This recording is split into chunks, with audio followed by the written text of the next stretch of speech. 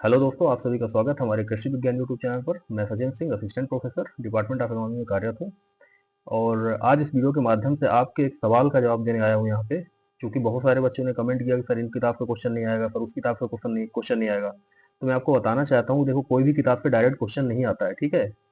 आप कोई भी किताब पढ़ रहे हो, डायरेक्ट क्वेश्चन नहीं आते आजकल। पहले आते थे कि CRI stage of the wheat कब होती है, 21 डेज में होती है, ठीक है। वाटर रिक्वायरमेंट कितनी होती है राइस की, सब पुराने क्वेश्चन है। राइस का बॉटनिकल नेम क्या होता है, लेकिन अब डायरेक्ट क्वेश्चन नहीं आते किसी किताब से। लेकिन आप जब किताब पढ़ते हो ना, तो किताब को पढ़ने का तरीका आपका अलग होना चाहिए।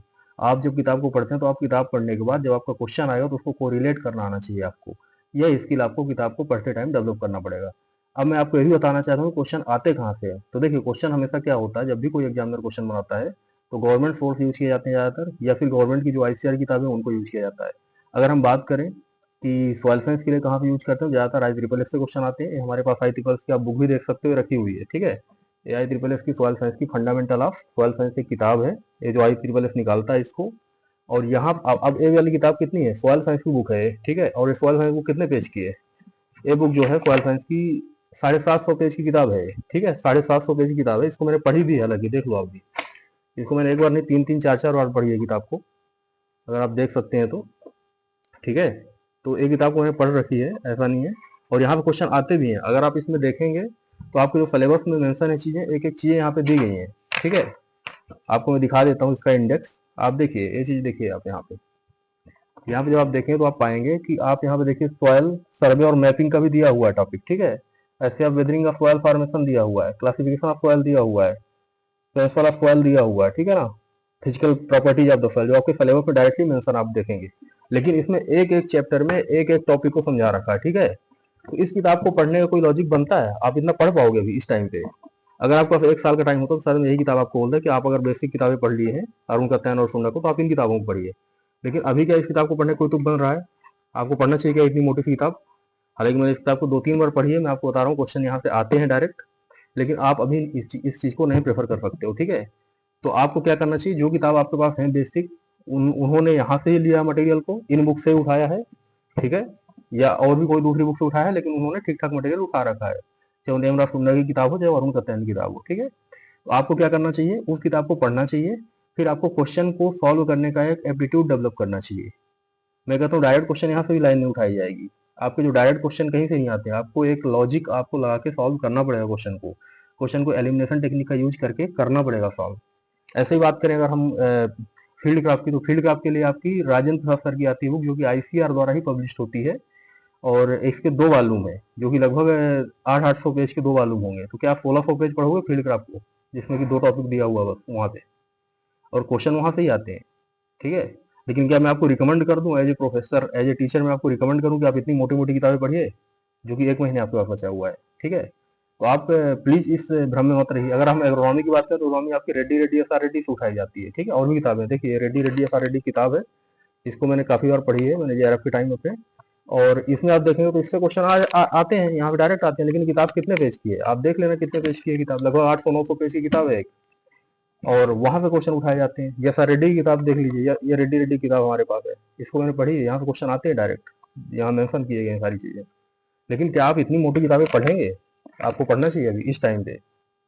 मैं आपको सजेस्ट नहीं करता इस टाइम पे आपको किताबें इतनी मोटी पढ़ना चाहिए।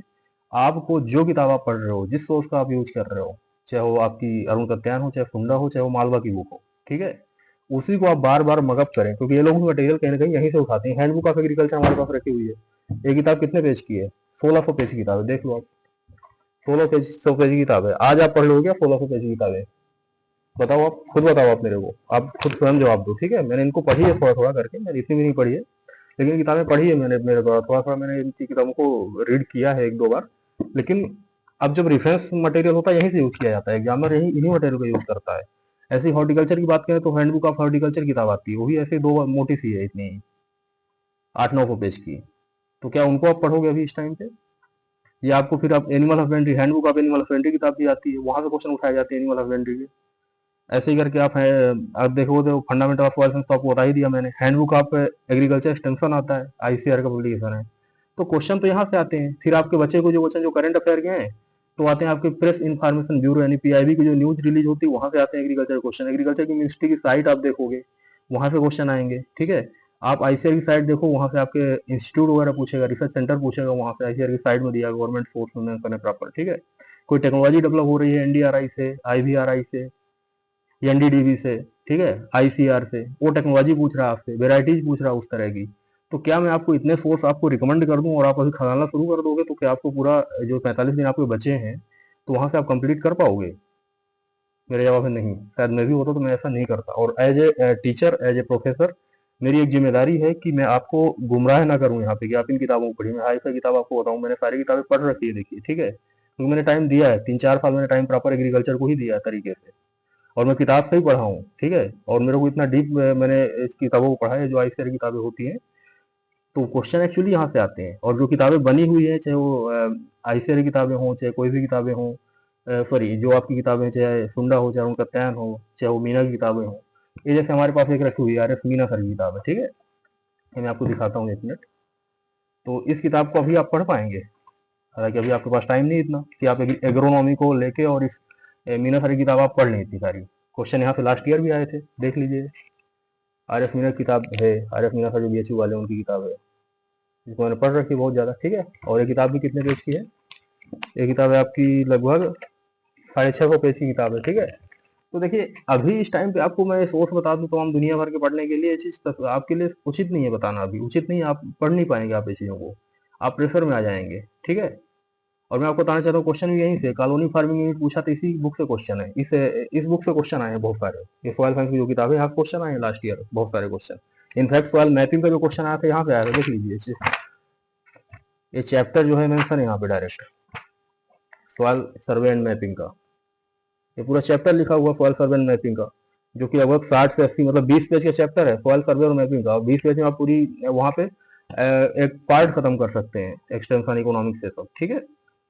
तो आपको अभी इस टाइम पे ढंग की किताबें जो आपकी मार्केट में हैं, अभी पुरानी किताबें हैं जो कंपटीशन के को ध्यान में रख के लिखी गई, जैसे अरुण सत्यान हो गई, सुंडा हो गई, इसको आप बार बार रिवाइज करें, मल्टीपल पढ़ें, साथ में आप क्वेश्चन सॉल्व करें, कोई भी आप प्रीवियस ईयर क्वेश्चन उठा लें।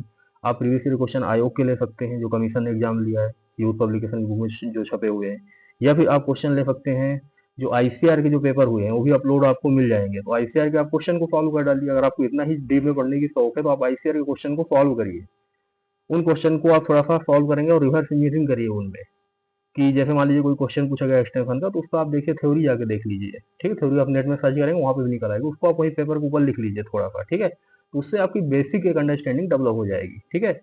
और मैटर अंततः आपको मैटर क्या रखता है लास्ट में आपका मैटर रखता है कि आपका जो आपने जो चीज पढ़ा है वहां से आप क्वेश्चन के आंसर तक पहुंच पा रहे हैं कि नहीं पहुंच पा रहे हैं, ठीक है।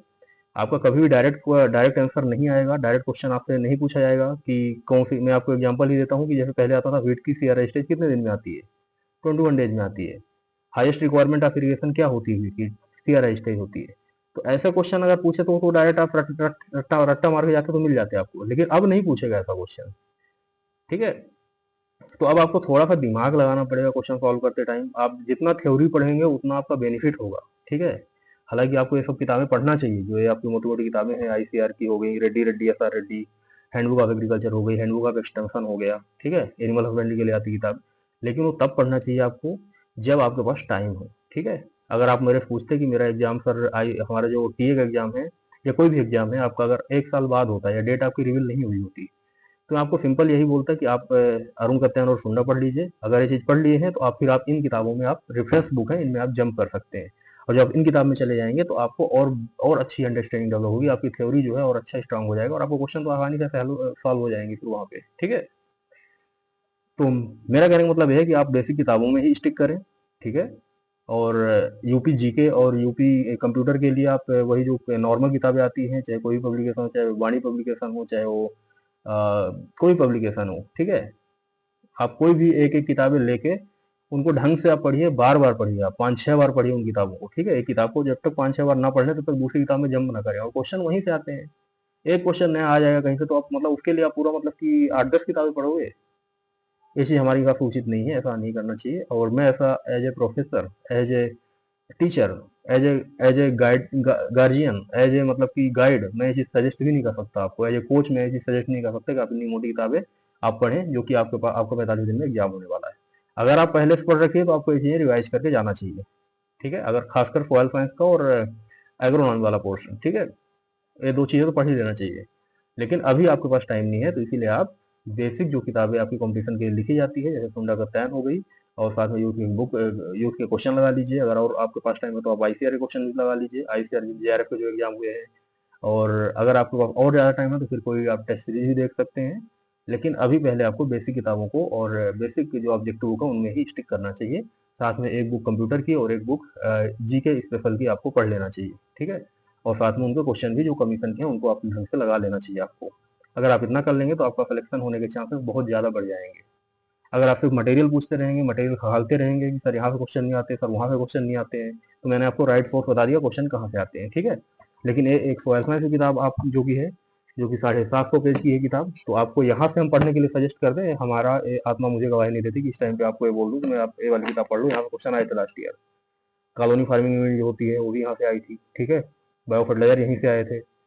एंड बायो फर्टिलाइजर आपके जो आए थे, जो आप इंडियन सोसाइटी ऑफ एग्रोनॉमी की बुक है, ठीक है, सॉइल फर्टिलिटी वाली, वहाँ से आए थे। आईसीआर की किताबों से आए थे, हैंडबुक से कुछ क्वेश्चन आए थे, ठीक है। साथ में आपके गवर्नमेंट की साइट से क्वेश्चन आए थे, ठीक है, सॉइल सर्वे और खासकर वाटर शेड वगैरह वाले, ठीक है। इसके बाद रेड्डी एंड रेड्डी से क्वेश्चन आए थे। तो क्या आपको मैं सारा बोल दूं, पढ़ो अभी से बैठ के 8-8 9 9 एक 1000 पेज की 10 किताबें? नहीं, ठीक है।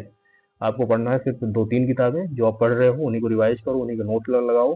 साथ में जो प्रीवियस ईयर क्वेश्चन हुआ है पेपर, उसको आप एनालाइज करो कि पेपर किस तरह से पूछ रहा है, आप एग्जामिनर के माइंड सेट को समझो, ठीक है। और साथ में कमीशन के जो पुराने पेपर हैं उनको सॉल्व करो बार बार, ठीक है। और उन्हीं को रिवाइज करो 5-6 बार। ये नई चीजें मत टच करना, ठीक है। और ये जो सवाल आप करते हो, जो क्वेश्चन करते हो कि सर यहाँ से क्वेश्चन नहीं आते, सर वहाँ से क्वेश्चन नहीं आते, तो मैंने बता भी दिया आपको यहाँ से क्वेश्चन आते हैं, लेकिन आप नहीं पढ़ पाओगे, ठीक है। 1600 पेज की हैंडबुक ऑफ एग्रीकल्चर रखी हुई है मेरे पास, ठीक है, मैंने इसको पढ़ी थी अपने टाइम पे। लेकिन ये किताब मैं आपको सजेस्ट भी नहीं करूँगा कि आप इसको पढ़ें, ठीक है। ये किताब पढ़ना नहीं चाहिए फिर डायरेक्ट, ठीक है। ये किताब रखी हुई है हमारे पास। लेकिन आपको मैं बोल दूँ पढ़ो, पढ़ लोगे आप? टाइम लगेगा पढ़ने के लिए। अगर आपका 1-2 साल बाद एग्जाम होता तो मैं डेफिनेटली बोलता कि आप इन किताबों में पढ़ो, आप बाकी और इधर उधर यूट्यूब में और कहीं और इधर उधर टाइम वेस्ट मत करो, आप इन्हीं किताब को पढ़ो, ठीक है। अगर आप अगले एग्जाम की तैयारी कर रहे हैं किसी जो 1-2 साल बाद एग्जाम है, तो आपको इन किताबों को एक्सप्लोर करना चाहिए, ठीक है। Thank you so much.